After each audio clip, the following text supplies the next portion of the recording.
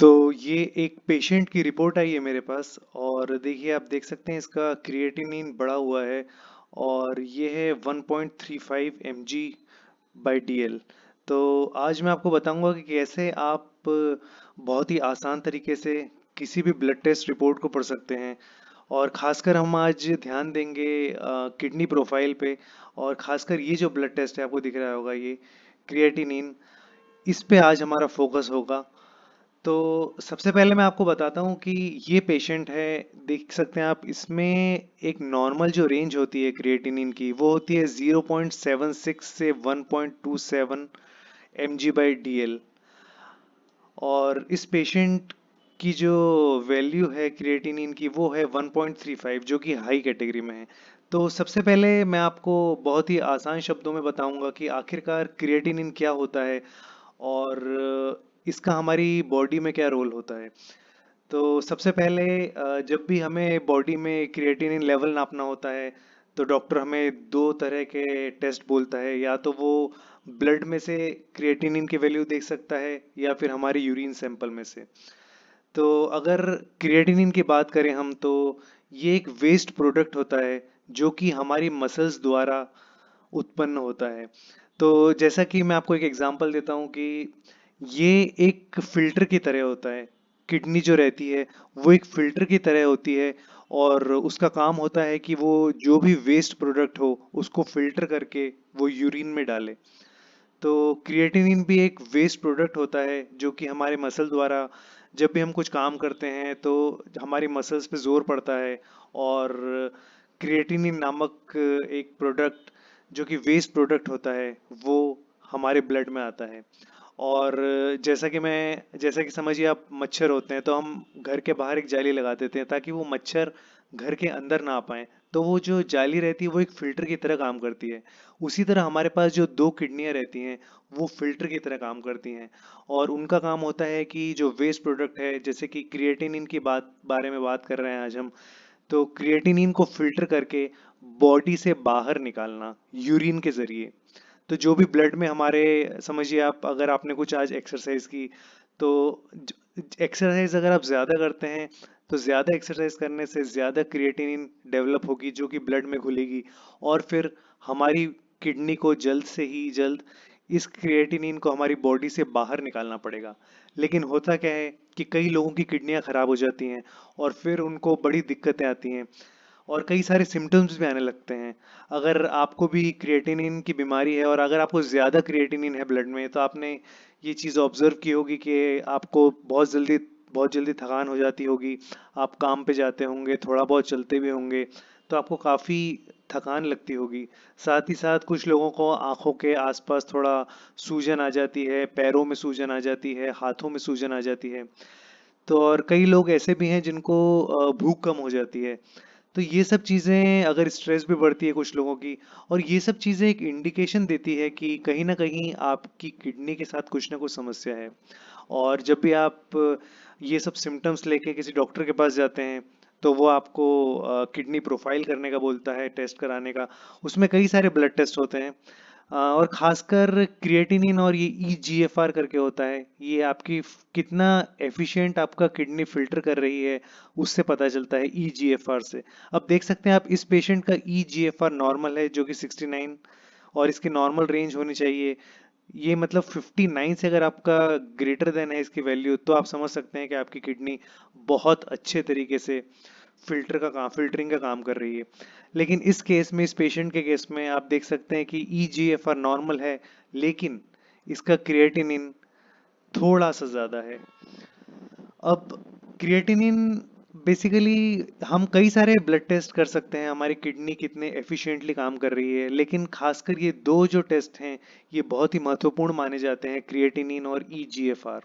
और इनके साथ साथ अगर मैं बात करूं तो एक और टेस्ट होता है जिसको हम बोलते हैं ब्लड यूरिया नाइट्रोजन। आपने हो सकता है आपके ब्लड टेस्ट रिपोर्ट में देखा होगा कहीं ना कहीं ब्लड यूरिया नाइट्रोजन या फिर BUN का जिक्र होगा, जो कि CMP में आते हैं, मतलब कॉम्प्रहेंसिव मेटाबॉलिक पैनल में। तो अगर आप ये वाला टेस्ट कराते हैं CMP का, कॉम्प्रहेंसिव मेटाबॉलिक पैनल, तो आपको क्रिएटिनिन, EGFR, BUN, ये सब ब्लड टेस्ट से आप अपनी किडनी की कितनी अच्छी तरीके से काम कर रही है ये आप जान सकते हैं। तो जैसा कि मैंने आपको बताया कि अगर आपकी किडनी में थोड़े इश्यूज हैं तो आपको थकान है, आंखों के आसपास सूजन है और आपके शरीर में सूजन है, आपके पैरों में सूजन है, आपको भूख कम लग रही है, ये सब आपको सिम्टम्स देखे जा सकते हैं। खासकर ये चीज़ स्ट्रेस भी बढ़ा सकती है आपका। और अगर कई सारे रिस्क फैक्टर्स भी होते हैं कि कुछ लोग होते हैं जिनको किडनी डिसीज होने की ज़्यादा संभावना होती है क्योंकि उनको टाइप 1 या टाइप 2 डायबिटीज़ होता है। आप जानते ही होंगे कि दो टाइप के कॉमनली प्रेजेंट डायबिटीज़ होते हैं, एक टाइप 1 होता है और एक टाइप 2 होता है। और साथ ही साथ कुछ लोग होते हैं जिनका ब्लड प्रेशर अगर ज़्यादा होता है तो भी किडनी डैमेज होने की काफ़ी संभावना होती है। और तीसरा इम्पॉर्टेंट कारण होता है कि अगर आपको या आपके किसी परिवार वालों को, अगर आपको कुछ हेरिडिटरी है तो उसकी वजह से भी अगर आपके परिवार वालों को किडनी डिसीज रहा है तो काफ़ी संभावना ये है कि आपको भी एक बढ़ती उम्र में किडनी डिसीज होने की संभावना रहती है। तो आप ये ज़रूर ध्यान रखें कि अगर आपके परिवार वालों में से किसी को किडनी डिसीज हो तो आप अपना भी रेगुलर चेकअप कराएं और इन दो टेस्ट के बारे में। और अगर आप कोशिश करें कि आप पूरा ही ब्लड टेस्ट करा लें ताकि उससे काफ़ी सारी चीज़ें पता चल जाती है। लेकिन अगर आपको किडनी का ही करवाना है टेस्ट तो आप क्रिएटिनिन, ईजीएफआर और ब्लड यूरिया नाइट्रोजन खासकर कराएं। अब आप सोच रहे होंगे कि कैसे, अगर हम ब्लड से ही क्रिएटिनिन की वैल्यू जान सकते हैं तो हमें यूरिन की टेस्ट कराने की क्या ज़रूरत है।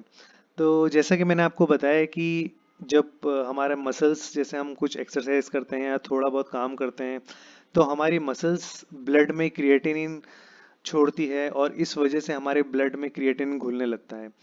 तो अगर ब्लड में क्रिएटिनिन ज़्यादा है इसका मतलब ये है कि आपकी किडनी उसको फिल्टर नहीं कर पा रही है, यानी आपकी यूरिन तक क्रिएटिनिन नहीं पहुंच पा रहा है। तो जब डॉक्टर आपका क्रिएटिनिन लेवल जांचते हैं तो वो देखते हैं कि अगर आपके ब्लड में क्रिएटिनिन का लेवल ज़्यादा है और आपके यूरिन में क्रिएटिनिन लेवल कम है तो वो समझ जाते हैं कि कहीं ना कहीं आपको कुछ ना कुछ किडनी का इशू है। और फिर वो आगे काफ़ी सारे टेस्ट करवाते हैं पता करने के लिए कि कहीं आपको डायबिटीज़ तो नहीं, कहीं आपका ब्लड प्रेशर बढ़ा हुआ तो नहीं। और वो आपसे ये भी पूछ सकते हैं कि आपके घर वालों को कहीं कोई किडनी की डिसीज़ तो नहीं थी। और भी काफ़ी सारे टेस्ट होते हैं जिनसे ये पता लगाया जा सकता है कि आखिरकार क्रिएटिनिन के बढ़ने की वजह क्या हो सकती है।